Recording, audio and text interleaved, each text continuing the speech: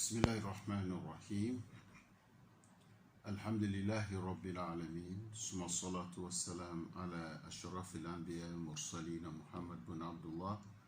وعلى آله وأصحابه ومن تبعه بإحسان إلى يوم الدين. أما بعد، فالسلام عليكم ورحمة الله تعالى وبركاته.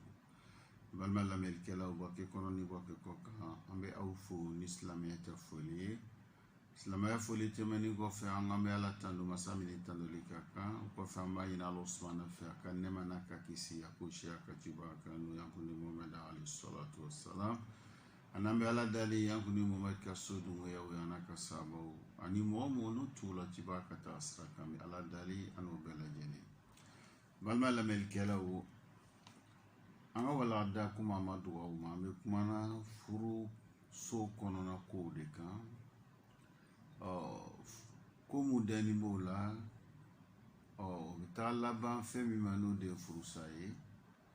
ameka au hakilla jibulila anana seyorom nabini ode kairaula kuma kando be wanda o kuma kani na bolida ke furusaye de o kuma kan slama be mi folo la manu la kalawi kuma kan do fana be a bɛ se ka furusa ye n'i y'a ŋɛnɛ ta la furusa kan a bɛ se ka kɛ furusa ye fana donc ninnu bɛɛ fɔ kun aw ɲɛna an y'a lɔn ko ja an ka silamɛya an k'an ka kɔrɔsi dɛ an k'an ka siran an k'an ka an ya diinɛ makaran k'a latanga mɔgɔ caman bɛ yen o bɛ ta daja ma o bɛ fɛn fɔ min man ka fɔ mɔgɔ caman fana bɛ yen dimi b'olu bila kuma fɔ la min man ka fɔ donc n'u ye fɛn min n'an kan ka n'u bɛɛ lajɛlen kɔrɔsi e kana taa fɛn fɔ min bɛ kɛ sababu ye ka tɔɔrɔ lase i ma donc bi ta walanda bɛna boli fɛn min kan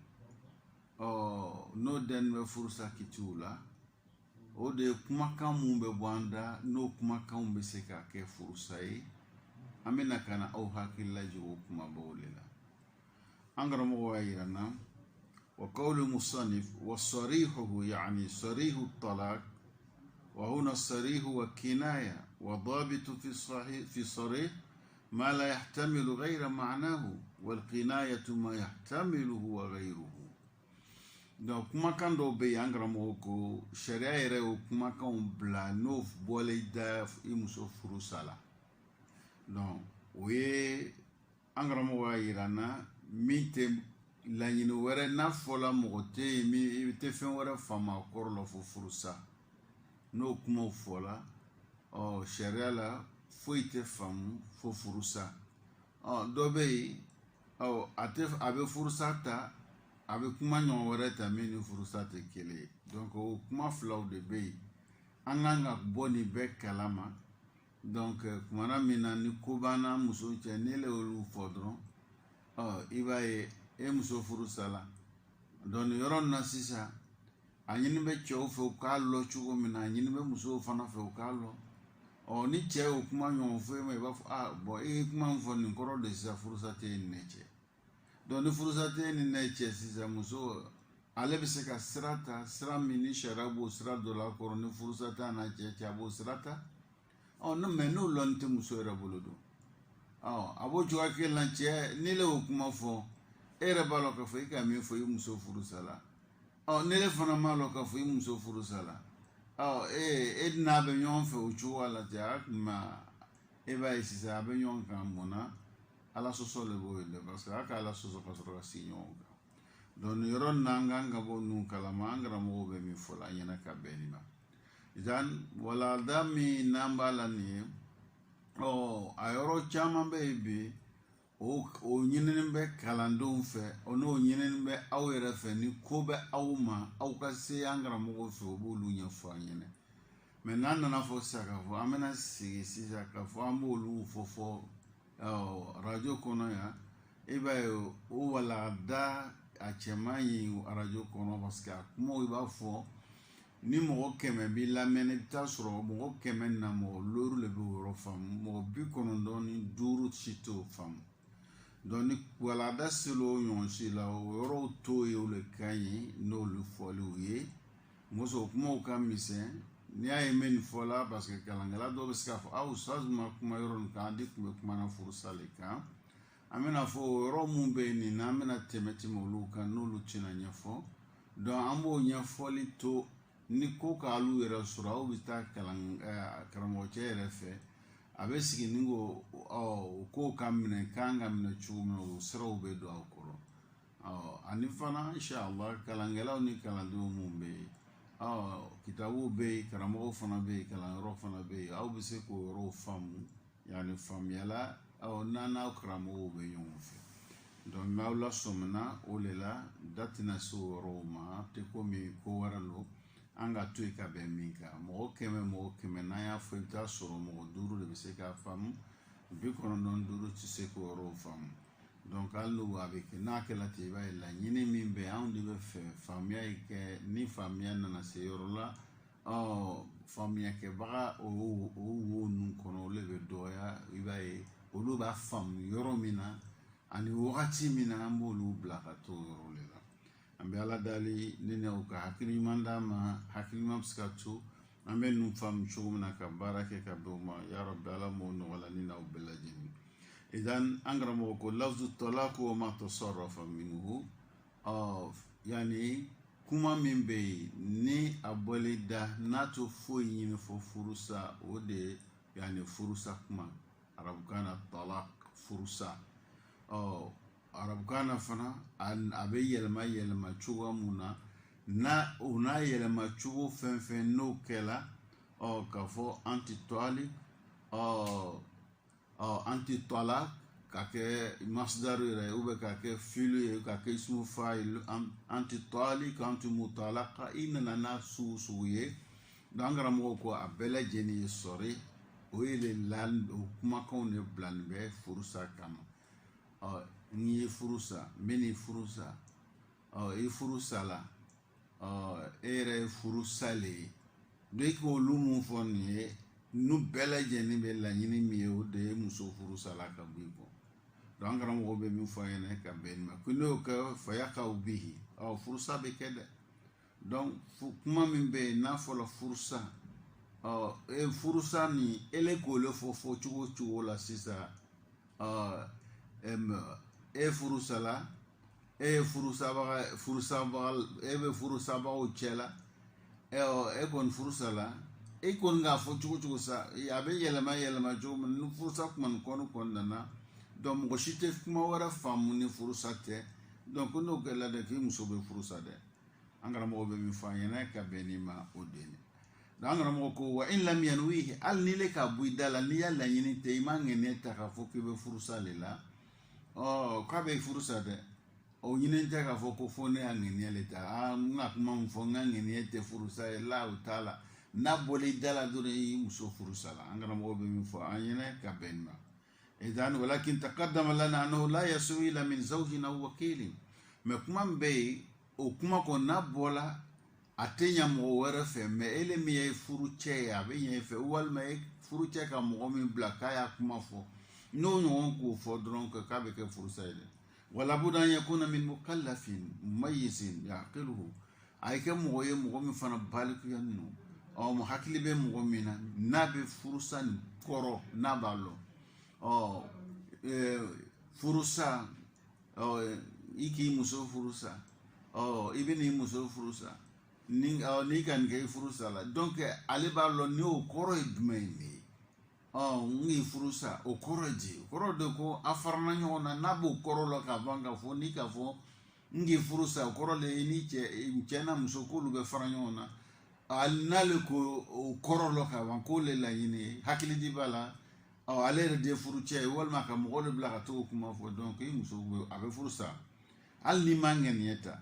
wa in lam yanwi talaq misl insanu qala li zawjatihi anti talaq ni mɔgɔ dɔw ka muso ma ele furusa la man nawa shay'an ale ko ele furusa la mais ale ma ŋaniya ta wala nawa talaq a fana ma ŋaniya ta a y'a laɲini tɛ furusa yɛrɛ ye wa huwa ya'rifu anna ma'na anti talaq annani faraqtu k'a sɔrɔ a b'a kɔrɔ ni k'a fɔ ko n k'i furu sa o kɔrɔ a bɛ fara ɲɔgɔn na ale b'a lɔ k'o kɔrɔ le ten an karamɔgɔ ko fɛ n'aw y'aw taala ko bi ni ko kuma fɔ ŋɛnɛ e muso bɛ furu sa dɛ e muso bɛ furu sa ka bɔ i kun wa i lamɛn n'o ye hali ni ma ŋɛnɛ ta wa dhalika li'annahu firakun mu'allaq ala lafzi parce que ale farani min don a dɛnni bɛ kumakan de la fa hasala bihi kumakan di sɔrɔla ni kumakan sɔrɔla laɲini bɛ sɔrɔ walaysa amalan yutaqarrabu bihi al-insanu ila rabbih fo olu tɛ baara ye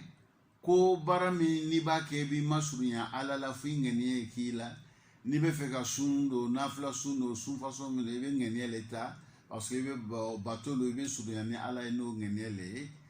i bɛ fɛ ka jɛnɛba ko i bɛ fɛ ka se seri donc ŋaniya ɲini bɛ olu fɛ olu ye bato ye e le bɛ masurunya na ala la n'o bato min ye donc o bato ŋaniya bɛ ɲini i fɛ labuda i ŋaniya la ala kan kumana min na i bɛna sun min don sun nafila lo a jagoya sun dɔ e yɛrɛ farida dɔ le ko dɔ le jago i yɛrɛ kɛ i b'o sun de don la o kuma ŋaniya le bɛ e dɛmɛ o baara ta kɛli la e bɛna jɛnɛba lo ko walima i bɛna ko o ko kɛ ŋaniya ɲinini b'i fɛ o baara bɛɛ lajɛlen parce que olu ye baara ye e de bɛ masurunya na ala la n'o baaraw ta kɛli ye an karamɔgɔ bɛ min fɔ la an ɲɛna ka bɛn nin ma donc ko ŋaniya furusa t'o cogo la fo an y'a fɔ ko alakira ko innamal a'malu binniyat ko baara bɛɛ dɛnni bɛ ŋaniya ma mais ne de ka nin furusa kuma fɔ ne y'a ŋɛni laɲini tɛ furusa ye an ko o bɛ tali kɛ ko bɛɛ la mais furusa ta bonda la a tɛ don o kɔnɔna la famata wajada tamal firak furusa kuma kɔni n'o sɔrɔla kuma ko faran ne bɛ kɛ a bɛ kɛ misali albayi wa shira n bɛ nin san n bɛ nin feere ma ŋaniya ko t'o la o n bɛ nin feere la ou bien n bɛ nin san a ŋaniya ko tɛ yen k'a fɔ ko ne y'a fɔ ko n bɛ nin feere la fo ele y'a ŋaniya ta n bɛ nin feere la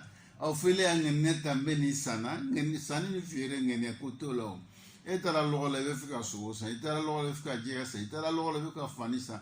i taara lɔgɔ la i bɛ fɛ ka fɛn fɛn san est ce que a ɲini bɛ fɛ ko ele ye ŋaniya ta n bɛ fɛ ka fɛn ne san wa ou bien ele ye ŋaniya ta n bɛ fɛ ka fɛn ne feere karisa ma wala ŋaniya ta t'o la cogo min na donc furusa fana bɛ o cogo la ŋaniya tɛ yen n'a kumakan bɔli da ka ban o kuma furusa lo an karamɔgɔw bɛ min fɔ an ɲɛna ka bɛn ni ma o dɔ ye donc n'i bɛ fɛ ka don mɔgɔ ka so kɔnɔ luwanze la a ɲini t'a fɛ ko ele y'a ŋaniya ta n bɛna don e fɛ luwanze e y'a ŋaniya ta bon n sɔnna e y'a luwanze la olu a tɛ olu la dɛ ŋaniya tɛ ta olu la ŋaniya bɛ ta fɛn min na olu bɛ fɔlɔ an ɲɛna an bɛ ala dalen ne na o ka hakili ɲuman d'a ma hakili ɲuman bɛ se ka to an bɛ nin faamu cogo min na ya rabbi ala m'o kɛ وإلى أنه إذا طلق فتارة ينوي طلاق وتارة ينوي غيره وتارة لا ينوي شيئا فإن نوى الطلاق وقع ولا إشكال فيه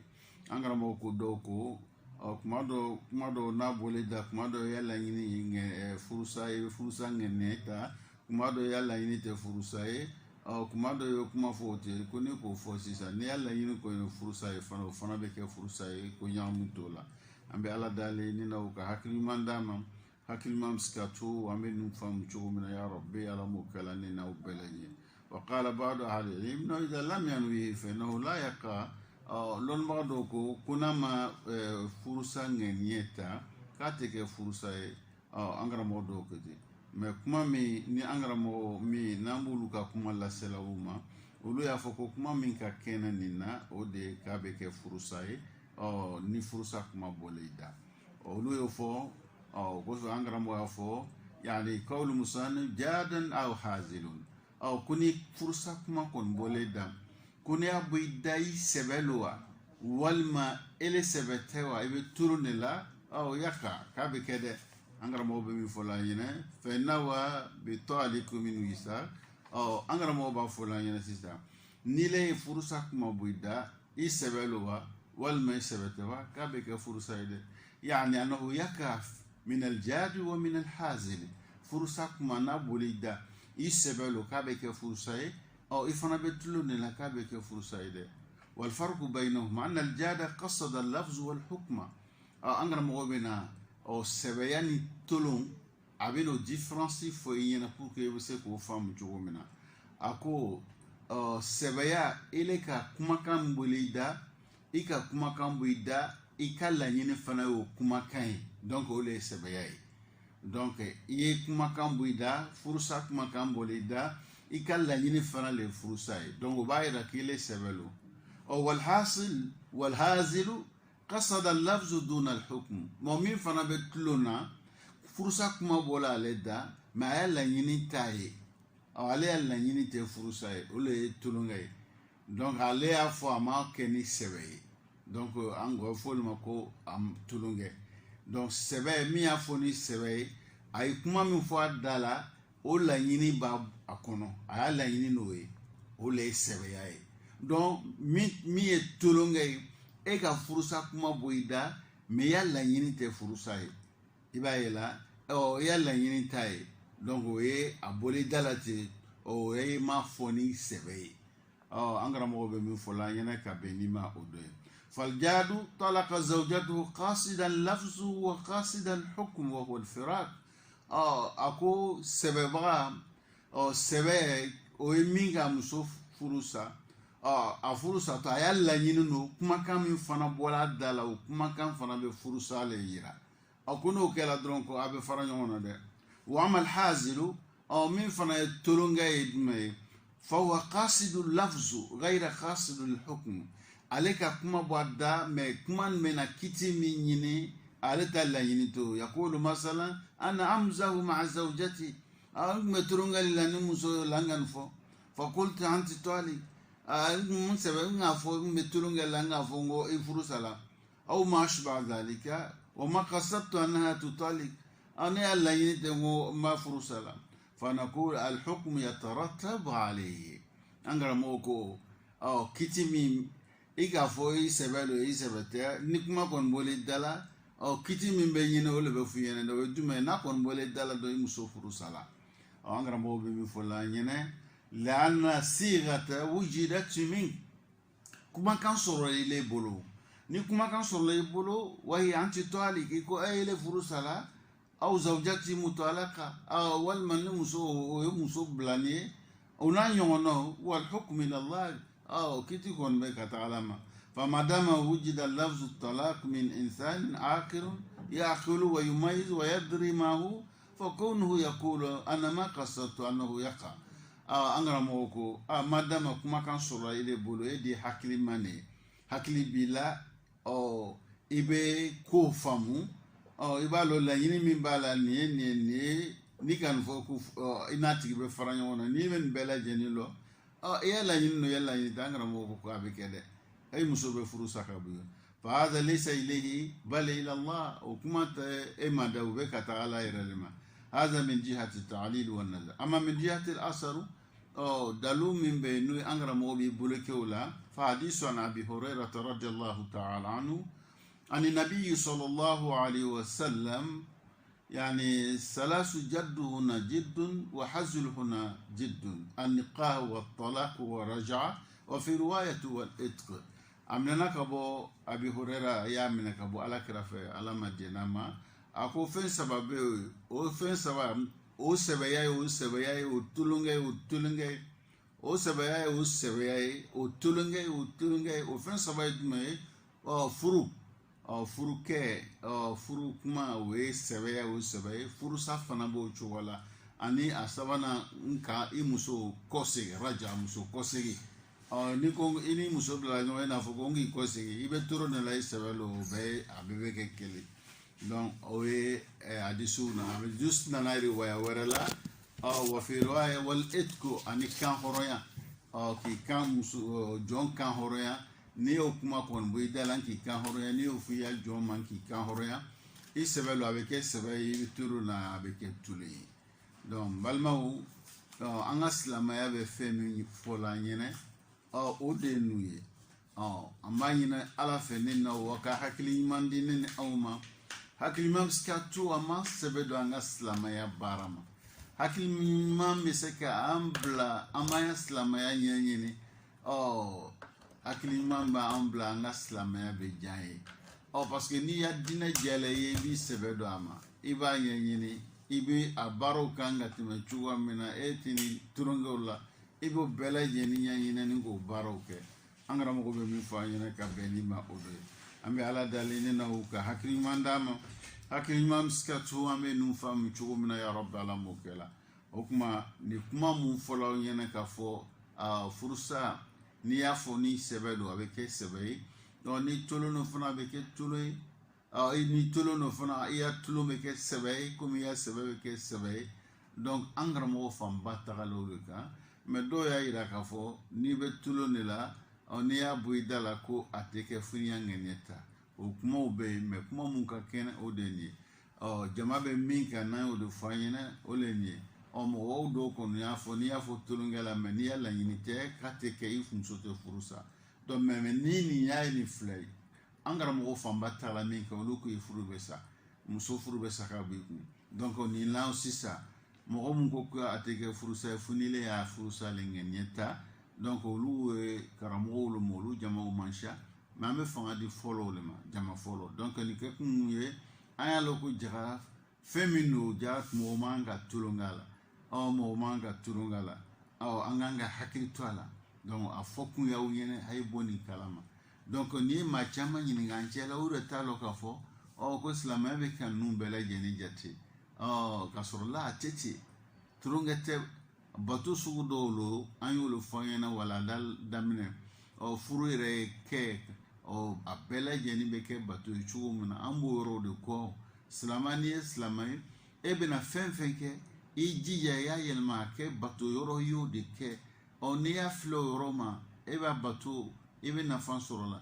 ni ne ma kɛ o kɛcogo la n'i y'a kɛ kɛcogo wɛrɛ la i b'a bɛ kɛ sababu ye e bɛ jurumu sɔrɔ dɛ an kan ka hakili to o de la an bɛ ala dalen ne na o ka hakili ɲuman d'a ma hakili ɲuman bɛ se ka to an bɛ ninnu kɔlɔsi cogo min na ya rabbi ala m'o nɔgɔya ne n'aw bɛɛ lajɛlen an ka silamɛya de nin ye a ma fosi to yen a kumana fɛn bɛɛ lajɛlen kan anw kan ka mun de kɛ sisan anw kan ka hakili to an ka diinɛ de la an bɛna fɛn fɛn fɔ an b'a kɛ ni hakili ye an b'a kɛ ni lɔnni ye n'o kɛra sisan i b'a ye laɲiniw bɛ sɔrɔ an bɛ ala dali ni na o ka hakili ɲuman d'a ma hakili ɲuman bɛ se ka to an bɛ ninnu faamu cogo min na ya rabbi ala m'o kɛla an bɛɛ lajɛlen ye wa qawlu muslim aw arada tahiran fa ghalata lam yuqbalu hukman an karamɔgɔ ko ni le ka furusa kuma bɔ i da la mais ele tun bɛ fɛ ka fɛn dɔ le fɔ mais o ni furusa fɔcogo surunyana ɲɔgɔn na ko ni k'o kɛ i fili bolo ma k'i ka kuma tɛmɛna i bolo dɛ k'a tɛmɛna i bolo لو قال أردت طاهرا فغلطت بأن قال أنت طاهر ثم قال أردت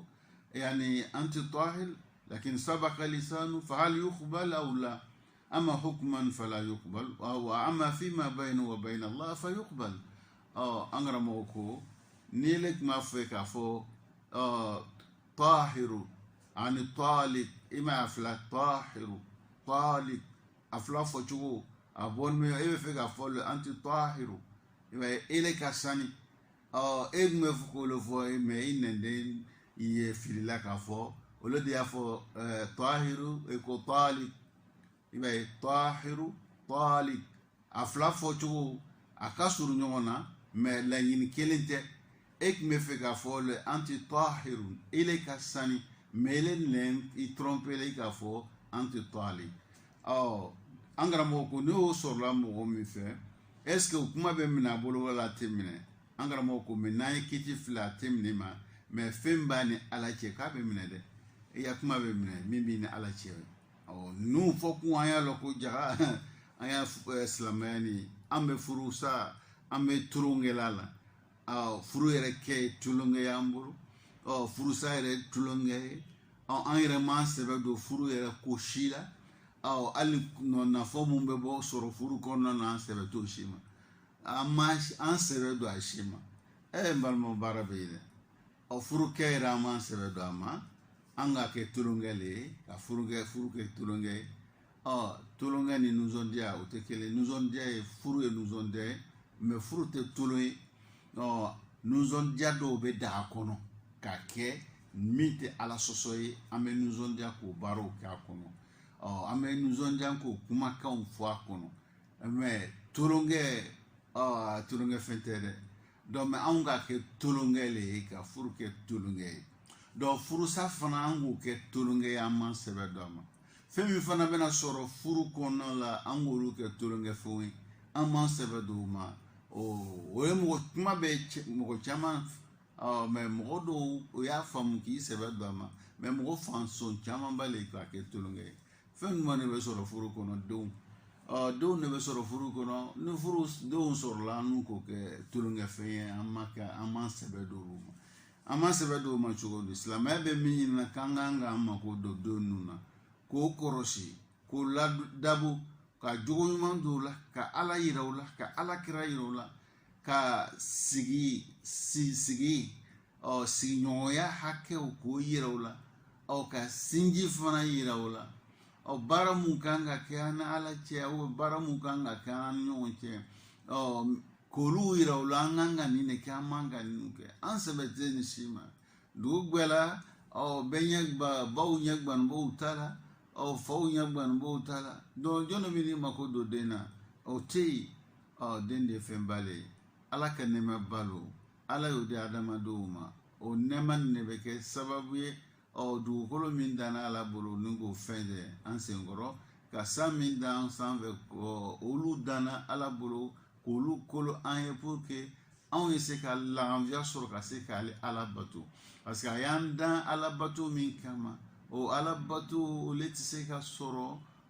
sirala sira min ni ala bɛ fɛ a ka sɔrɔ o fɛ fo an y'an mako don denw de la k'olu le lamɔ ka ala yira o la pour que o bɛ se ka ala bato cogoya min na o bɛ se ka alakira lɔ ni ka alakira ka laɲiniw kɛ cogoya min na donc ninnu de ye laɲini ye an k'an k'an sɛbɛ don fɛn mun ma o de ye an bɛ ala dali an b'a ɲini ala subahana fɛ ne na o ka hakili ɲuman d'a ma hakili ɲuman bɛ se ka to an bɛ ninnu kɔlɔsi cogo min na ya rabbi ala m'o kɛla ne n'aw bɛɛ lajɛlen qawlul musanif aw alaka imra'atun faqala na'am wa arada al-kadhib fala an karamɔgɔ ko ni mɔgɔ dɔ k'i ɲininka est ce que muso b'i le fɛ wa i ko ko muso t'i fɛ mais i y'a kuma ye i bɛ nkalon de tigɛ la an karamɔgɔ ko n'i y'o ɲɔgɔn fɔ ko dɔw ko hali i ya muso bɛ furu sa o la parce que muso b'i le fɛ e ɲininkala i ko muso t'i fɛ donc ko bɛɛ lajɛlen bɛ don a kɔnɔ mais an karamɔgɔ dɔw ko le tɛ don a kɔnɔ donc ninnu bɛɛ fɔ komi an k'a fɔ cogo min na an san ya kuma fɔ cogo la an ya kuma fɔ cogo kɔrɔsi an bɛ ala dali ne n'aw ka hakili ɲuman d'a ma hakili ɲuman bɛ se ko anw kɔrɔsi anw dɛmɛ an bɛ se ka an hakili to an ta fɔtaw bɛɛ lajɛlen na cogo min na ya rabbi ala m'o nɔgɔya ne n'aw bɛɛ la idan an ka diinɛ de ye nin ye aw yɛrɛ b'a dɔn sisan kumamisɛn mun bɛ fɔ la nin ye ne de ma kɛ kalankɛla ye e m'i gbɛrɛ kalankɛlaw la donc ninnu bɛ se ka ɲɛlɔ cogo di a bɛ gɛlɛya dɛ donc an ka diinɛ di lɔni diinɛ lo an ka diinɛ di a lɔla faamuya le kan donc olu tɛ se ka kɛ i kelen na f'e ka gbɛrɛ mɔgɔw la ni k'olu ta olu fɛ ni yɛrɛ ko k'i yɛrɛ tɛ gbɛrɛ mɔgɔ la e b'a ye nin faamuya a bɛ gɛlɛya i bolo dɛ an bɛ ala dali ne n'aw ka hakili ɲuman d'an ma hakili ɲuman bɛ se k'a to an bɛ ninnu faamu cogo min na ka baara kɛ ka bɛn o ma ya rabbi ala m'o kɛla an bɛɛ lajɛlen an karamɔgɔ ko tugun wa qawlu bima yabinu ihtirazan mimma law katabahu bima la yabinu misla an yakhtuba bi usbuhi al jidar imrati fulana talib ni ka kuma fɔ walima i ka fɛn sɛbɛn fɛn min n'a bɛ bange a bɛ bange a bɛ furusa le yira donc k'a bɛ kɛ furusa ye dɛ fo n'a kɛla fɛn ye ele y'a fɔ walima i y'a sɛbɛn mais sɛbɛnli t'a yira walima i k'a sɛbɛn hali n'a b'a yira i k'a sɛbɛn seconde dama dama a bɛ tunu donc k'olu kɔni sen t'a la mais min bɛ sabati min bɛ to yen k'a bɛ a bɛɛ bɛ tali kɛ a kɛla kumakan min bɛ fɔ walima a kɛla kumakan min bɛ sɛbɛn an k'an ka hakili to ninnu bɛɛ lajɛlen na an karamɔgɔ bɛ min fɔ an ɲɛna ka bɛn ni ma o dɔ ye فلو طلبت المرأة منه الطلاق وكتب الطلاق وقال أردت غم أهلي أو إجادة الكتابة فلا يقبل لأن القرينة تكذبه ni muso ko man furusa donc muso le ka ɲini ale fɛ k'a y'ale furusa ale k'a furusa kuma a y'a sɛbɛ fɛn min b'a yira k'a fɔ nin ye furusa ye je tila k'a fɔ ne ka man sɛbɛ n y'a sɛbɛ t'a ma n y'a laɲini t'a ye n k'a kɛ dɔrɔn ka a hakili jawuli ka jatigɛ don a la ko ni k'o fɛ ko i ya kuma i ka baara min kɛ nin o b'a yira k'a fɔ ko i muso bɛ a furu sa la dɛ n'an tun bɛ fɛ ka a dusu bɔlen ka hakili wulila k'o tɛ minɛ i bolo an karamɔgɔ bɛ min fɔ an ɲɛna ka bɛn ni ma o dɔ ye an bɛ ala dali ne n'aw ka hakiliman d'a ma hakiliman bɛ se ka a to an bɛ ninnu faamu cogo min na yarabi ala m'o kɛ la kuma bolila fɛn mun kan o de ye kumakan mun n'o le bɛ furusa yira n'i y'a fɔ kuma wɛrɛ tɛ minɛ i fɛ fo furusa an k'olu le lakali ye sisan ka bɛn an karamɔgɔ cɛ ya kumakan ma o lɔnni ko an fɛ sisan kumakan wɛrɛw bɛ yen n'o bɔla i da a bɛ se ka kɛ furusa ye n'i y'a ŋaniya kɛra furusa ye a bɛ se ka kɛ furusa ye i bɛ ɲininka mun na i ka kuma nin bɔ i da la i ka nin fɔ mun kama donc i bɛ ɲininka ni ɲininkala ni ko ne y'a laɲini ye furusa le a bɛ kɛ furusa ye ni fana ni y'a laɲini tɛ furusa ye fana a tɛ kɛ furusa ye a bɛ fɔ o ma ko kinayat alfazu kinaya donc a b'a lɔ sisan kumakan mun bɛ furusa kɛ a bɛ tila ka taga fila dɔ ye n'olu bɔlen da dɔrɔn fo i muso bɛ furusa an b'olu feere i y'a fɔ ni sɛbɛ ye i y'a fɔ ni tolon ye donc i muso bɛ furusa dɔ wɛrɛ bɛ yen a tɛ kɛ furusa ye mɛ fo ni ele yɛrɛ le ka furusa ɲini ni le yɛrɛ k'a ɲini k'a kɛ furusa ye a bɛ kɛ furusa ye an karamɔgɔ bɛ ninnu bɛɛ lajɛlen fɔ an ye hakili to olu la n bɛ ala dalen ne na u ka hakiliman d'a ma hakiliman bɛ se ka to an bɛ ninnu kɔrɔsi cogo min na ka baara kɛ ka bɛn o ma yarabi ala m'o kɛla ne n'aw bɛɛ lajɛlen zan o kumakan ninnu ala bɛ an karamɔgɔ bɛ n'olu ɲɛfɔ an ɲɛna yani n'aw an ti khaliya وبرية وباعن وبت وبتلة وأنت حرة وأنت الحرج نونو يكما كاين نابولي دا بفرصة ليرادة أنغانغا حكي تولا نيكو يمسوما أنت خالية وكورو ديسا إلا كولونيالا نكي إلا كولونيا نيكو يمسوما نكي إلا كولونيا ويبينينغا إيكا لا كولونيا تشودي o bɛ ɲininka lana a bɛ kinaya yira n'i y'a ŋaniya kɛra furusa ye i ka lakoloya ne k'i lakoloya i ka lakoloya cogo di i bɛ ɲininka o la n'i ko furusa a bɛ kɛ furusa ye n'i y'a laɲini fana tɛ furusa ye donc a tɛ kɛ furusa ye an karamɔgɔ bɛ min fɔ an ɲɛna ka bɛn ni ma o dɔ ye an bɛ ala dali ne n'aw ka hakiliman d'a ma hakiliman min bɛ se ka to an bɛ ninnu faamu cogo min na yarabi ala m'o kɛla ne n'aw bɛɛ lajɛlen a b'o cogo la niko anti bariya bariya ye jumɛn ye ele i kɛnɛyala a b'o kɔrɔ de la i kɛnɛyala yani bariyatu min marad bariyatu min tuhmatu fi yani i kɛnɛyala ele kɛnɛyala ni kɛnɛyala i k'o kuma fɔ a kɛnɛyala cogo di walima nkalon dɔ kun lala la bon i ko anti bariya ele tangana ka bɔ i saniyala ka bɔ ni bana ngalo mi lalila i saniyala ka bɔ o ngalo ma a b'o kɔrɔ yira donc n'i ye ko ten ele kɛnɛyala ou bien i saniyala a saniyala cogo di ou bien a kɛnɛyala cogo di donc i bɛ ɲininka o la n'i y'a laɲini ye furusa la a bɛ kɛ furusa ye donc n'u ye kumakan ye an karamɔgɔ bɛ min fɔ an ɲɛna ka bɛn ni maaw dɔ ye a dɔ ye tugun antibaa'in kinayatun qariba aqrabu min albariya bila shak yani munfasila ni ko antibaa'in ile ini cɛ a bɔ a cɛ an cɛ jɛnna ka o différence dɔ la an ni ɲɔgɔn cɛ baa'in n'o ye a yɔrɔ jɛnyana ɲɔgɔn ma ni ko sisan an yɔrɔ jɛnyana ɲɔgɔn ma a yɔrɔ jɛnyana ɲɔgɔn ma cogo di kɔrɔ de sisan a bɛ furusa yira dɛ mais n'i y'a laɲini ye furusa ye a bɛ kɛ furusa ye donc ninnu ye kumakanw ye an karamɔgɔ ye ninnu bɛɛ lajɛlen ɲɛfɔ an ɲɛna ko ninnu bɛ furusa a b'a yira a bɛ fɛn wɛrɛ yira min ni furusa dɔ tɛ kelen a dɔ ye tugun anti hɔrɔn i kɛla hɔrɔn ye ka kɛla komi ele tun bɛ jɔn furu la furumuso ye komi i bɛ jɔnya de la i cɛ bolo ne nana fɔ i kɛla hɔrɔn ye o kɔrɔ de sa i bɔla an ka furu la i bilala a bɛ bilali yira mais n'i y'a ŋɛnɛ ye bilali ye k'a bɛ kɛ bilali ye ni fana y'a ŋɛnɛ tɛ bilali ye a tɛ kɛ bilali ye an karamɔgɔw bɛ min fɔ an ɲɛna ka bɛn ni ninnu dɔw ma an ka hakili t'o la a dɔ ye izahabi taga i ka so a ka so kɔnɔ taga ka so ile taga bon ni ko ile taga a bɛ ɲini a ye taga cogo di muso bɛ se k'a fɔ ko i ko ko n ye taga i ko ne ye taga donc n fana tagala donc o bɛ se ka kɛ furusa ye mais i bɛ ɲininkali n'i y'a laɲini furusa ye ninnu bɛɛ lajɛlen an kan k'an kɔrɔ to hakili to min na o dɔlen ni a kumakanw ka ca an karamɔgɔw bɛ ninnu bɛɛ lajɛlen fɔ an ɲɛna mais an kɔni y'a laɲini ye min ye ka ninnu fɔ aw ɲɛna a y'a lɔ k'a fɔ ko an ka diinɛ a ma lɔ tulon kan a ma lɔ yani kunfinya kan donc a lɔla lɔni de kan a lɔla sɛbɛya de kan donc a lala lɔni kan alakira alayhi salatu wassalam ala ye kɔnɔ ka fɛn mun fɔ an ɲɛna k'a ye kalan de kɛ iqra o le aya fɔlɔ mun jigila alakira ma n'o bɛna fɛn ɲɛna fɛ Jibrila nana ka na fɔ a ɲɛna k'a ka kalan de kɛ parce que baara min bɛna d'a ma ani baara ani kunfinya tɛ ɲa a tɛ se ka ɲa kunfinya la a bɛ ni lɔnni de bɛ taga o de kosɔn a daminɛna ni fɛn mun ye o ye lɔnni de k'i lasu ka taa lɔnni ma ni le fana di ko k'i ye silamɛ ye walima i ko i bɛna silamɛya le baara o le diyalen ye i b'a dɔn k'a fɔ ko silamɛya min diyalen ye a taga n'a ye lɔnni de ye e bɛna fɛn min fɔ i k'a lɔn i bɛna fɛn min baara fana i k'a lɔn a base ye lɔnni de ye ka sigi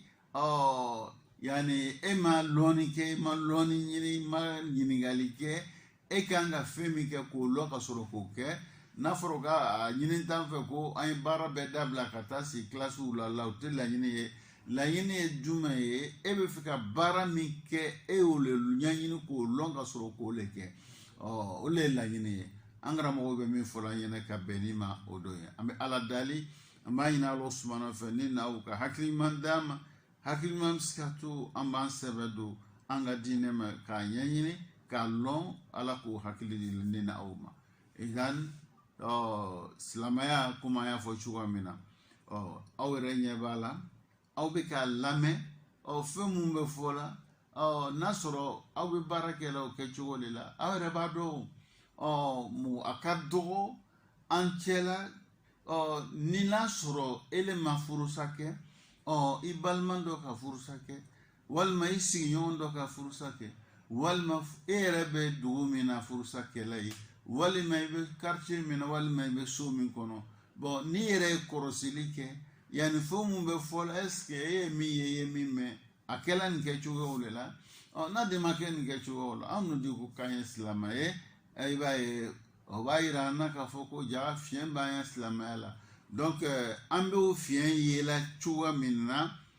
furu ta kuma kɔnɔna la an bɛ furu le kɔnɔna la donc i b'a lɔ la sa ko jaga fiɲɛ fana bɛ an na ten an ya baara sɔn caman na n'i tagala an ya dusukun na baara filɛ n'o ye tawhidu fanfɛ yɔrɔ ye fiɲɛba le b'o yɔrɔ la an bɛ ashhadu an la ilaha illallah wa ashhadu anna muhammadan rasulullah min fɔ la fiɲɛba le b'a la a faamuya na baara la an fɛ a b'o cogoya la n'i tagala an ka seriw filɛ anw bɛ seri kɛla cogoya mun na i bɛ taa sɔrɔ fiɲɛ bɛ an ka seriw la mais an yɛrɛ b'a kan su ni tile an yɛrɛ t'a la ko fiɲɛ b'a la an yɛrɛ tɛ ɲininkali kɛ fana k'a fɔ an bɛ se k'a lɔ k'a baara cogo min na a b'o cogoya la sun bɛ ten heji bɛ ten jaga bɛ ten anw ka silamɛya yɛrɛ lɔn bɛ fɛn mun kan anw bɛ k'a kɛ su ni tile mais an b'a kɛla su ni tile mais a tɛ kɛla lɔnni kan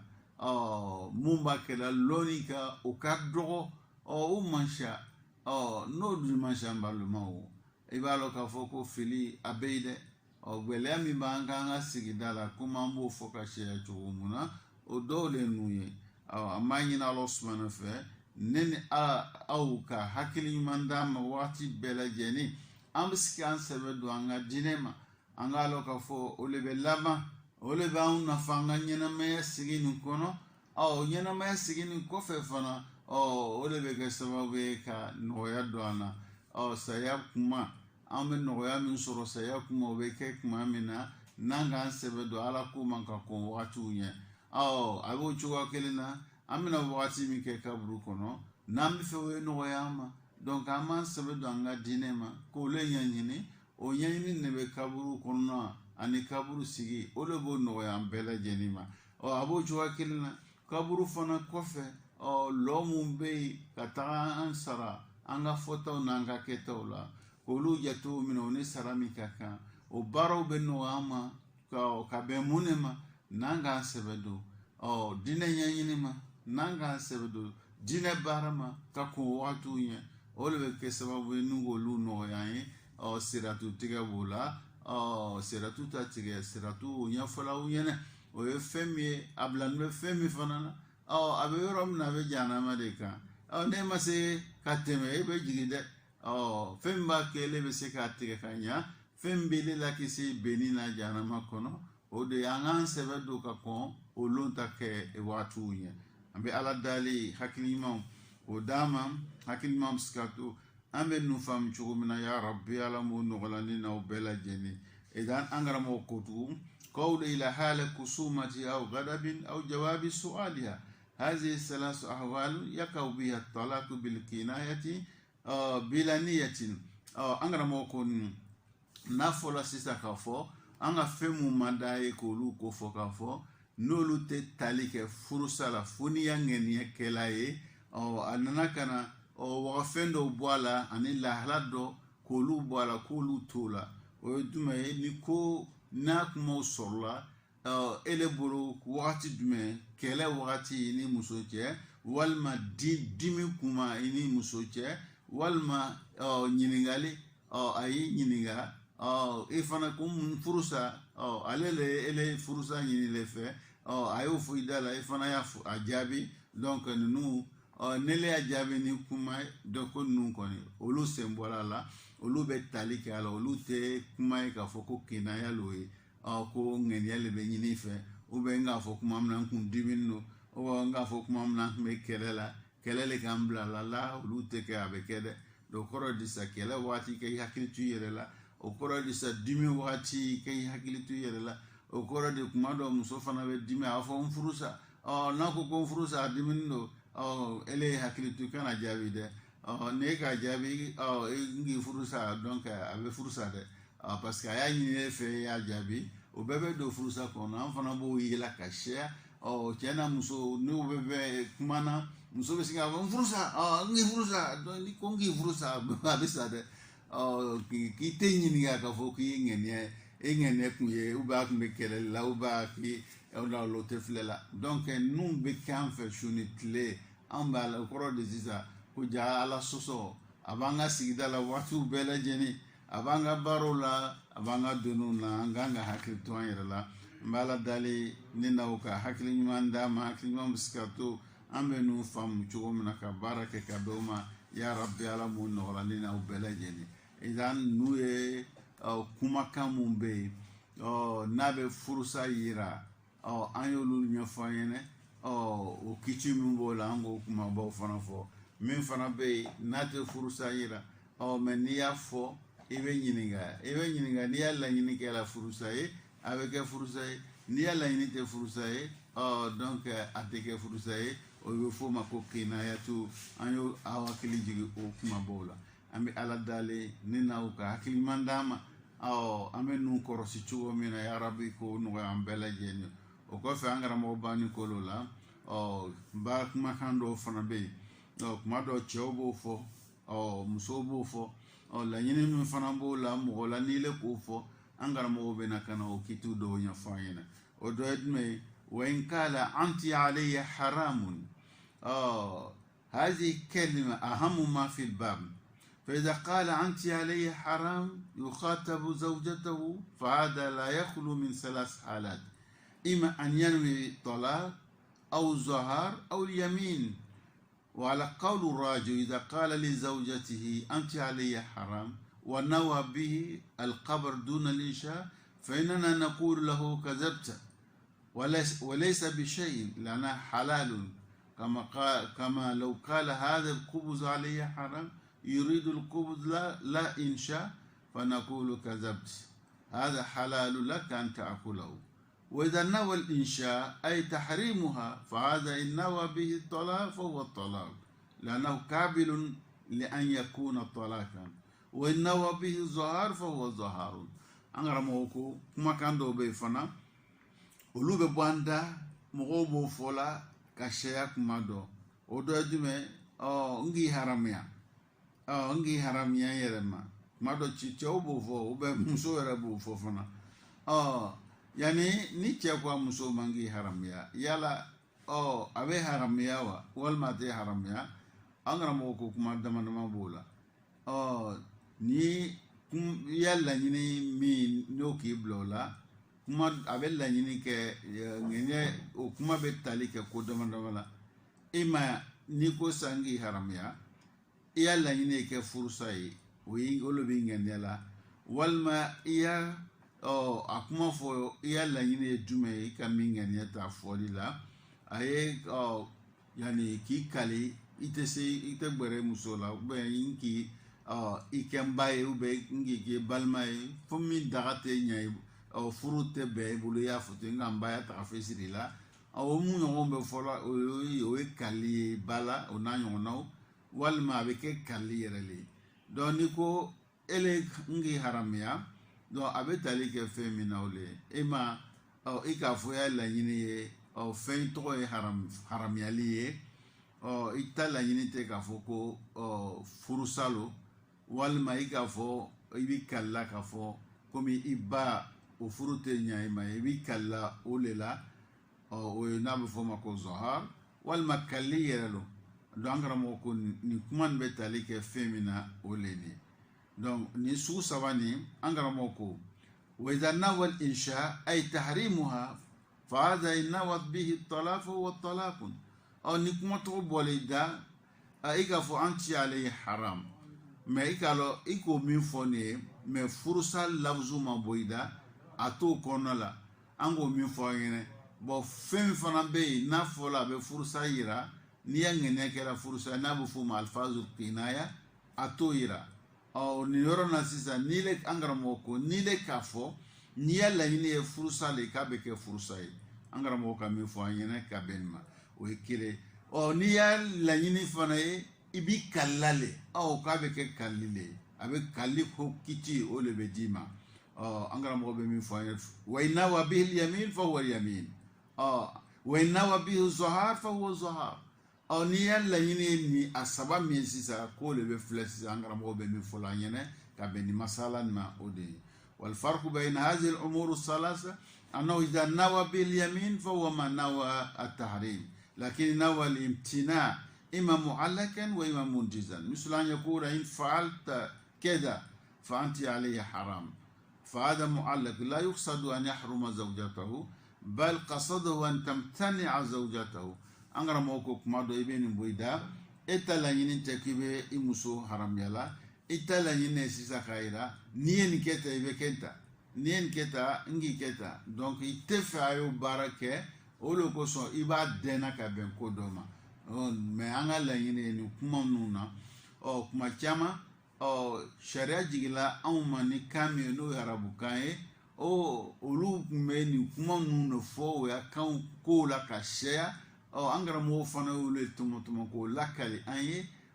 ambe ko le nya fo yene kuma do na baro te soran fe kuma do afana be kuma do antanu kasuru nyona a meme kan fe me nie nulo abi deme me la yine mi wolo fola on le kanga hakli to yere lanta photo edimini no wale ma dimi ibe sebela ide sebela anganga anyere korosi anya loka foko jaga kuma beti fo furu kela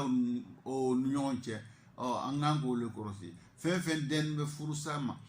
ani fen be ni furu sa kasaba kuma ko e kangi yero koroso bela jenina la yini mbe ne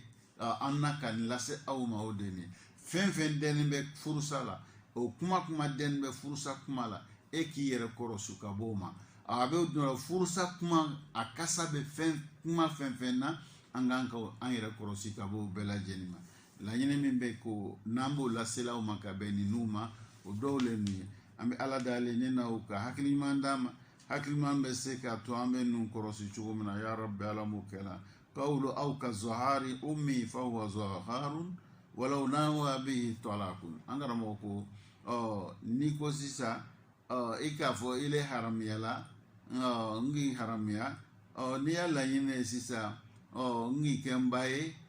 comme o be fo chuwa mina angara moko kun yalla yini ne furusa be ke furusa ide lan hada huwa ma jaa bihi alquran ولو قلنا إن الرجل إذا قال لزوجته أنت علي كظهر أمي ونوى به الطلاق إنه الطلاق لكنا حكمنا يعني في ظهار بحكم الجاهلية أنغرا موكو سيسا ni chakwa musoma nyemba inki inyi kembai on ka jikla kaira kune yalla yine furusale nanko te sisa kwanga kiti minkoye o de bara mu kume kela ka kon silamaya o bara do lanahum fil jahiliya yarawna anna qawla al insan li zawjatihi anti alayya ka zahar ummi talaqun yani ka kon silamaya ni mo kun fo o ayi musoma ka avec furusay o ye yani ole kumbe ka kon silamaya mais silamaya nana ni le ka fote ni ke ibaye nya ba ta fesiri ou bien qui donc ateki baide fonate ateke fursaye mais fin de le benini effet et ok donc duma isa kafarabo o le benini fe bo barake angara mo be min fo anyene ka benima o doyi ambe ala dali nina o ka haklimandama haklimam sikatu ambe nun korosi ka barake ka be o ma chugumna ya rabbi alamu no wala ne naube idan على المذهب يجعلون قول الإنسان أنت علي حرام كقوله أنت علي كظهر أمي فيجعلونه ظهارا في كل حال ولو نوى به الطلاق أنغرا موكو نيكوي مسوما سيسا نجي حراميا أني نغا إيكم باي مذهب الحنابلة لولوكو كافلا بكاكا أفلا بكاكا نين ميمي فو أولو فسيسا أبكي كاليلي ikika imusula lamandoya ibalea ikaki baye donc kate ke furusaye ni ya fla fen fo ni kongi haramia nki ke baye donc avec kali avec do bonda la zohar mombe ni kongi ke haram nki haramia ani nki ke ika nki ke baye olu fe mazhab hanabila la olu ko ni bela jeni fe minaka abe kele ne olu ka mazhabula ambe ala dali nena uka haklimandama ambe sikani korosi chugumna ya rabbi ala mukala fala al mazhab ma naqulu madha nawait bal naqulu anta muzahirun fala taqrabuha hatta taf'al ma amaraka Allah bi nien nyon ka sisa mazhab al hanabila kuma flale bolu fe a folo kuni kon kote ki olu tinyin nga yangene jumaide olu ba fole ala ko ke min ke ni mo min ki kali ka fonye ye ke ni ke bay ni le kon ki kal ko fo kiti min be ni fo lo be fo yene de ma anta fo ki yangene jumene aw katti ni ngola ye kumaye min be mazhabul hanabila yela angara mo be min fo la anyene o dole ama ala al qawl sahih fa inna naqulu madha nawait mais mazhabu yela angara mo min o saymin aleka fa di mima konati ko ta manyi nga ngene miye ni kuma nuna ambanyi nga ko lon no lona am soroka jabi min dama o jabi be soroka da ambe ala dali haklima ko dama ya rabbi ala mukala qawlu wa kadhalika ma ahalla Allah aliya haram kabo chuwa kilina ala ka femin daga neye o haram yala ma ni o nyofo abe o kiti kelene fana bo di o ma amngara wo be mi fanyene ka benima odoyi abo chuka kala wen kala kal maytatu wad dam wal khinzir wa kama nawahu min talaqin wa zuharun wa yamini nien mi fo ele kelama jufay e kelama lay e kelama femu haramela nika musolla nu bela jeni ma do nu be fe abakiti utade anganga hakilito ni yalla yine nge fursale kabe ke fursale angara mo be men yalla yine kalle fana kabe ke kali donc nous e kuma kay ni be bo mo da ka share islamia fana be fe mi folala angole fo o nyene kabe akituma donc kuma ya fo yene wala da minula ka yirana ka fo kuma mu be nanga kan yere krosulula mana mina ni kubana musoche anganga annen krosi ka se an duskuna ka se an y'an baaraw ko se k'olu maîtriser a kana an bila kuma fɔ la min man ka fɔ a kana an bila baara ta kɛli la baara min man ka kɛ qawlu musannif aidan wa in kana amruka biyadik ni cɛ ko fana i ya ko b'i bolo dɛ i ya ko b'i bolo الرجل قال لزوجته أمرك بيدك أمر هنا بمعنى شأن يكون نقول يكون بيقول فيكون كل أمرها بيدها ومن جملتها أن تطلق نفسها يكون بيقول نيكي إكوا يكون بيقول donc afana na yo fam furusa ya ka be sika ke furusa ide donc nous pay yako bibolo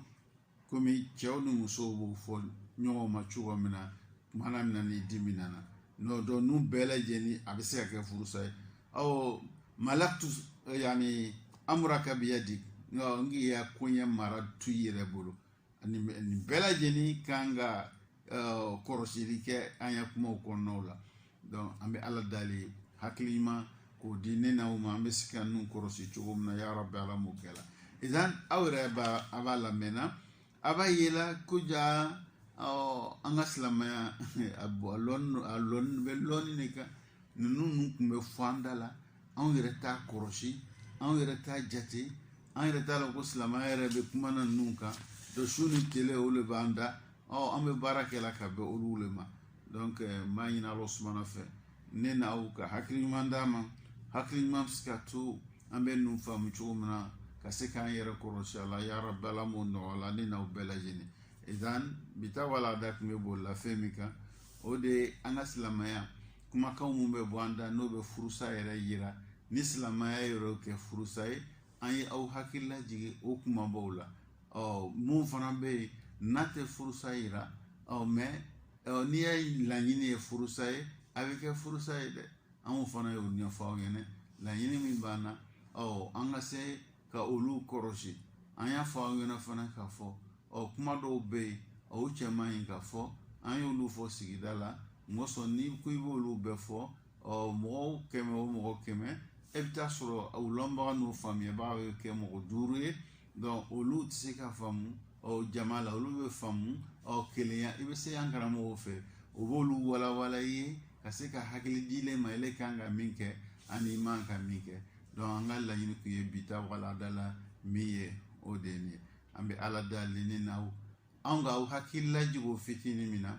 o famia ka baraka ka doma ya rabbi ala mun wala ni na belajini idan ka be wati ma mena bitala lo nala ka wati wara dansi kono kuma waro mun be nangango la saw hakilima min deni be furuso kono kuma ameno la sawma ka be furusa ta kituma watu kono ama ya rabbi ala mukala hada wassalamu alaikum ورحمة الله تعالى وبركاته.